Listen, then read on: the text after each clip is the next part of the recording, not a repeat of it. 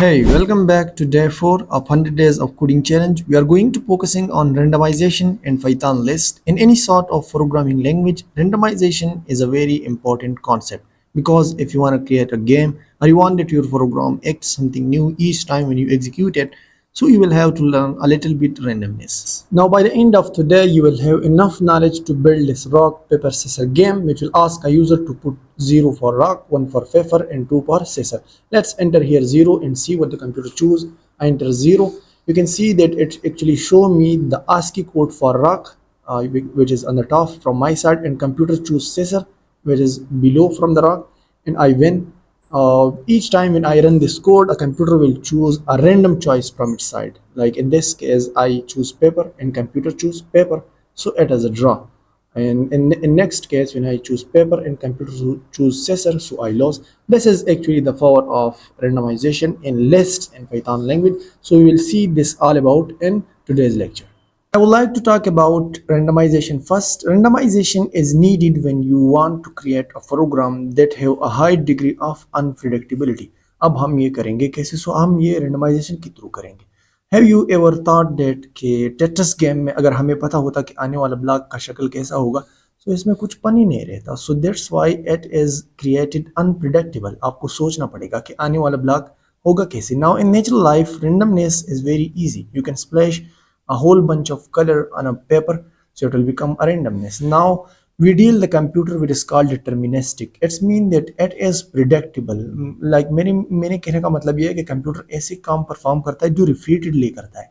So how we will make it random, और इस random के पीछे हमारे पास whole bunch of mathematics place हुआ है. So if you are interested, you can see or read it from this Merson Twister article. I will share the link with you in the description. But I highly recommend to watch this Khan Academy video, which is all about this random number, और इसे हम कहते हैं pseudo random number, जो कि each time एक random number generate करता है या कंप्यूटर में रैंडमाइजेशन का कॉन्सेप्ट लाता है. इसे हम सूडो रैंडम नंबर कहते हैं. ये आप इस आर्टिकल से या इस खान एकेडमी की वीडियो से वॉच कर सकते हैं. Now as I talk much more about randomness, now let's see it in action. और मैंने यहाँ पर एक नया प्रोजेक्ट क्रिएट किया है by the name of day4, और मैं नया फाइल इसमें बनाऊंगा by the name of main.py. और यहाँ पर मैं एक्चुअली अब randomness को एक्शन में लाऊंगा. So I will have to import a module which is called random. और रैंडम हमारे पास एक ऐसा मॉड्यूल होता है जिसमें जो पाइथन में प्री डिफाइन है. यानी मैंने जो मर्सन ट्विस्टर आर्टिकल की बात की उसमें एक्चुअली इस रैंडमनेस के पीछे होल बंच ऑफ मैथमेटिक्स है. अब हम वो तो अपने कोडिंग में यानी एक्सप्रेस कर नहीं सकते, हम वो कोडिंग में ला नहीं सकते क्योंकि वो ज़रा मुश्किल बन जाता है फिर काम.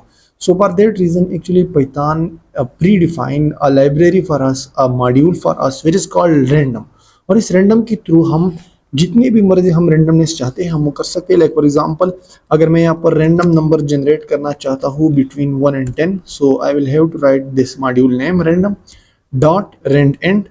randend इसमें एक फ्री डिफाइन फंक्शन है. आप ऐसा समझे कि ये एक फंक्शन है. अब इसमें मैं लोअर बाउंड या लोअर जो वैल्यू है वो मैं डिफाइन करूँगा.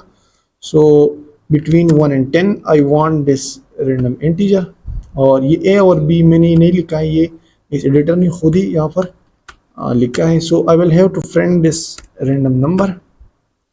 और अब देख सकते हैं कि each time when I execute this code I will get a random number between 1 and 10. So possibly ये भी है कि मुझे हर एक बार जो है सेम नंबर मिले क्योंकि ये रेंज जो है ये थोड़ा कम है 1 and 10 के दरमियान में. अब यहाँ पर आप देख सकते हैं कि 6, 8, 10 और 9 ये रैंडम नंबर मुझे हर दफ़ा नया नया मिलेगा. So that is actually called randomness. और मॉड्यूल हमारे पास क्या होता है? मॉड्यूल हमारे पास एक्चुअली ये रैंडम मॉड्यूल ये हमारे पास इस तरह से होता है. लाइक फॉर एग्जांपल एक कंपनी में हम एक कार मैन्युफैक्चर कंपनी में हम कार मैन्युफैक्चर कर रही है. सो उसमें हमारे पास मुख्तलिफ बैकग्राउंड वाले एक्सपर्टीज़ लोग होंगे जो अपना अपना काम वहाँ पर संभालेंगे. सो दैट एक सेम कैटेगरी वाले पीपल जो होते हैं that is actually called one module. वो एक मॉड्यूल आते हैं और वो काम करते हैं. और सेम तरीके से हम जब अपना कोड लिखते हैं प्रोग्रामिंग में या चाहे पाइथन में या अदर लैंग्वेजेस में, so we are actually writing our code in the form of scripts. यानी हम रिपीटेडली काम नहीं करते, हम एक्चुअली मॉड्यूल्स बनाते हैं और उस मॉड्यूल्स को हम बार बार यूज़ करते हैं. Like for example in this case if I create a new file by the name of my module, my module dot py, और इसमें मैं एक वेरिएबल बनाऊँ लेट्स फाई, और इसका वैल्यू मैं यहाँ पर डालूँ 3.1416 समथिंग इसका वैल्यू है फाई का मैथमेटिक्स में हमारे साथ। सो now I already have this my module file, ये मेरी ऑलरेडी इस प्रोजेक्ट में ये माई मॉड्यूल वाला फाइल मौजूद है।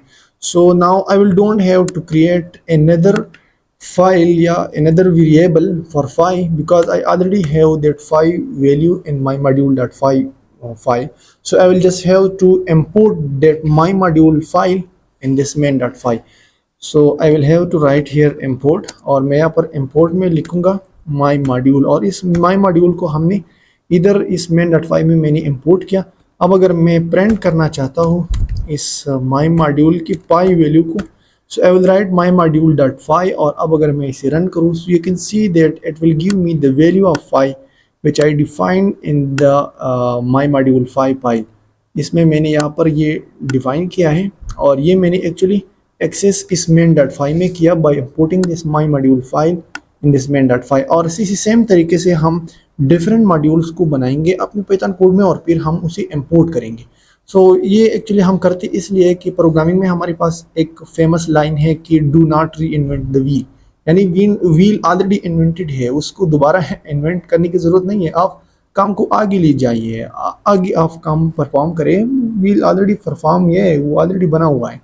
So this is actually the concept of module behind the scene.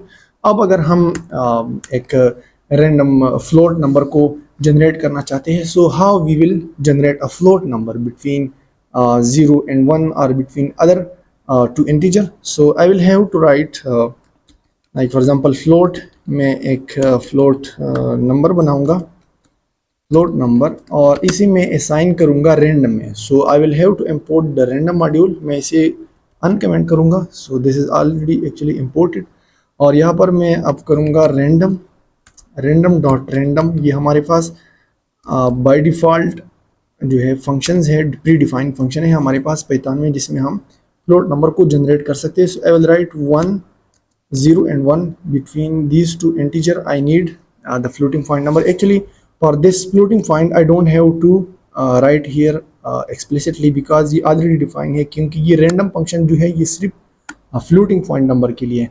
so now if I print this float number, अब अगर मैं इसे print करूँ so you can see that I will get a floating point number each time new, like for example in this case 0.9080। और अब अगर मैं दोबारा रन करूँ I will get another random number. और ये हमारे पास एक्चुअली फ्लोटिंग पॉइंट नंबर को एक्सेस करने का ज़रिया है पाइथन में। Now if I need something some number that is 1.2 और 3 point something, so what I will do, so this is actually a test for you, go and do it by yourself, if you stuck then come back। Alright, so we will do this by just multiplying some integer number with it, like for example 5। so now I will get a floating point number that will have a leading term integer, like for example this case 3.26067। ये हमारे पास एक random number है। अगर मैं इसे दोबारा run करूँ so you can see that now I am getting little bit bigger floating point number, और this is actually the concept behind randomness। और ये ज़रूरी इसलिए होता है कि अगर हम एक डाइस को क्रिएट करना चाहते हैं, या अगर हम एक फ्लिपिंग कॉइन्स को क्रिएट करना चाहते हैं अपनी प्रोग्रामिंग में, so for that all of that we will need this random module, और इसे हम आगे अपने प्रोग्रामिंग में बहुत ज़्यादा इस्तेमाल करेंगे। So in next lecture I have a great coding exercise for you, so for all of that be with us. Thank you for today lecture.